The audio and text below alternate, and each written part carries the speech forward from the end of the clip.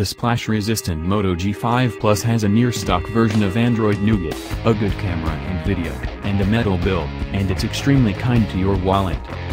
This is just Moto continuing its trend of providing more features than other inexpensive Android phones.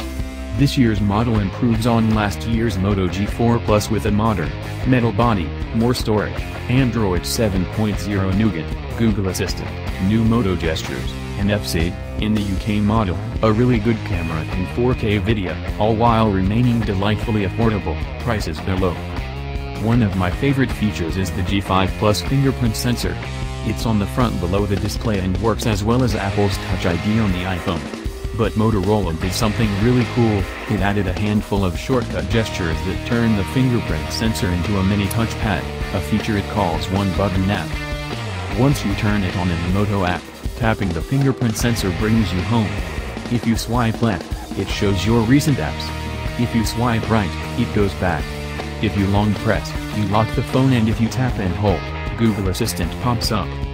It's all quite easy and intuitive, and I like that I didn't need to make any extra moves reaching for separate on-screen buttons. In fact, after using the Moto G5 Plus, it was difficult not to instinctively try Moto's shortcuts on other phones. The Moto G5 Plus has a 2 GHz octa-core Qualcomm Snapdragon 625, which is also inside the Moto Z Play. My review unit had 4 GB of RAM, some have 2 or 3 GB. The G5 Plus supports both 2.4 GHz plus 5 GHz band Wi-Fi. News: the phone was fast and responsive. The camera was peppy, playing games like Super Mario Run was smooth, and social media apps like Instagram and Snapchat worked without a hiccup, even when adding filters. The battery lasted 13 hours and 22 minutes in our loop video battery drain test, 2 minutes longer than last year's Moto G4, 13 hours 20 minutes, and 1 minute longer than the new, premium LG G6, 13 hours and 20 minutes.